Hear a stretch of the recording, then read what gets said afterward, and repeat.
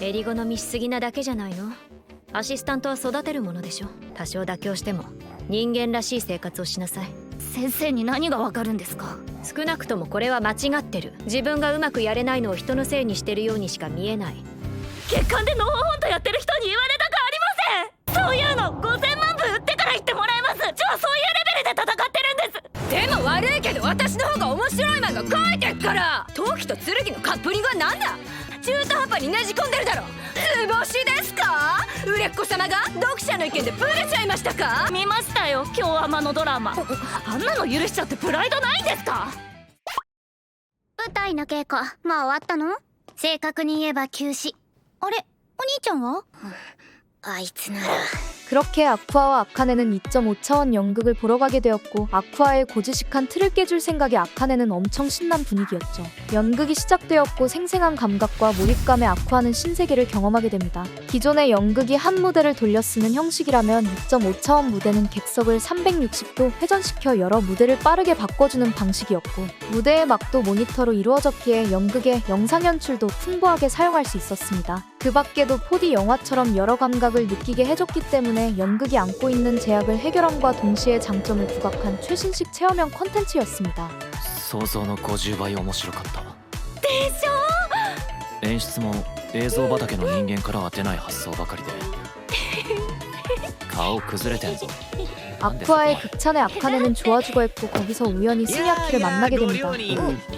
ライダさん、どうしてここに？ 사실 이 연극의 담당은 스미야키였는데 관람 후 나가는 관객의 표정을 보는 버릇이 있었습니다. 관객의 표정이 좋으면 즐거운 무대였고 무덤덤하면 별로인 무대였던 거죠. 그리고 거기서 우연히 아쿠아를 본 것이었는데 매우 만족스러운 표정을 하고 있었다고 합니다. 거기다 아쿠아가 극찬했던 이 연극의 각본은 무려 고아가 쓴 것이었는데, 연극을 진심으로 좋아했고 공부도 열심히 했으며 고아가 쓴 각본의 무대는 언제나 관객이 웃으며 나갔죠. 스미야키는 도쿄블레이드에서 그런 고아를 자르고 싶지 않았지만 그걸 막을 수 있는 힘이 없었습니다. 거기다 아쿠아도 이번 연극을 보고서는 절대로 만화가가 해낼 수 있는 영역이 아니라고 생각했고, 만화와 연극은 완전히 다른 영역으로 고아의 각본은 이 리얼리티한 2.5차원 무대를 충분히 활용한 각본임을 알 수 있었습니다. 말 그대로 2.5차원 무대가 무엇인지 알 수 있어야만 만들 수 있는 각본이었죠. 아쿠아는 이런 무대 장치를 모르는 생초보가 각본을 만든다면 결국 고등학교 강당에 올릴 법한 수준의 결과물이 나올 거라 생각했습니다.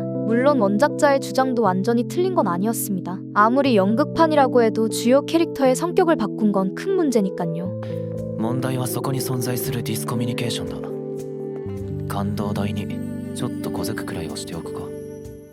그렇게 아쿠아는 모두를 데리고 요리코의 작업실로 갔습니다. 메루토는 어떻게든 과거의 잘못을 만회하고 싶어 말을 붙여봤지만 漫画家さんってすごいっすよね。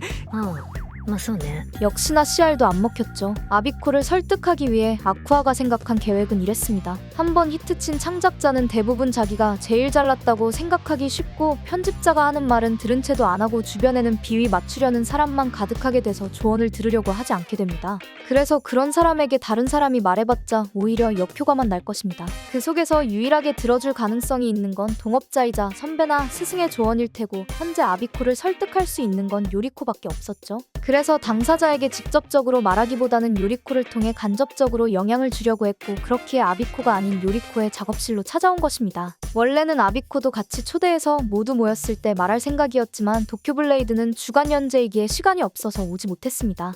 基本的に週刊連載って人間のやる仕事じゃないから。デートしてる時でもネームのこと考えちゃう人しか務まらないのよ。 거기다 어시도 없이 혼자 작업하고 있어서 애니와니 모니 엄청 바쁜 상황이었죠. 하지만 아비코도 마냥 삐뚤어진 사람은 아니었습니다. 처음 어시스트로 일할 때도 남들과 어울리는 게 서툴러서 대화를 못할 뿐이지만 사실은 남을 이해하고 남에게 이해받고 싶어 했습니다. 그래서 요리코가 먼저 챙겨줬더니 잘 따르게 되었고, 만화에 대해 이것저것 도와줬더니 순식간에 인기 작가가 돼서 추월당하게 된 거였죠. 사회성도 부족한 상황에서 실패한 적도 없고 데뷔하자마자 바로 대박이 났기 때문에 자기 의견이 무조건 맞다는 사고가 심해진 거였습니다. 거기에 아카네는 편집자가 가만히 있냐고 물어보지만 요리코는 편집자의 현실에 대해 말해주게 됩니다. 編集の仕事って2つあるの。売れる漫画を作らせること。正解。売れた漫画を終わらせないこと。 작품이 대박나면 제대로 뽑아먹어야 했기에 절대 끝을 내면 안 됐고, 그걸 위해서라면 작가의 응석도 받아줘야 했습니다. 그 결과 작가의 콧대는 더욱 높아지지만요. 그리고 옆엔 괜히 뜨끔거리는 두 사람이 있었습니다. 身に覚えがありすぎて死にたくなってきてます 사실 요리코라고 아무 말도 안 한 건 아니었습니다. 아비코가 깽판 치던 날에도 끝까지 아비코를 설득해보려고 애써봤지만 뜻처럼 되지 않았죠. 결국 제대로 된 성과는 거두지 못한 채 아쿠아는 봉투 하나만 건네달라는 부탁을 하게 됩니다. 그렇게 요리코는 아비코의 작업실에 갔고 アビコ先生お邪魔するわよ。ごめんなさい汚い部屋で汚いってレベルじゃないでしょ。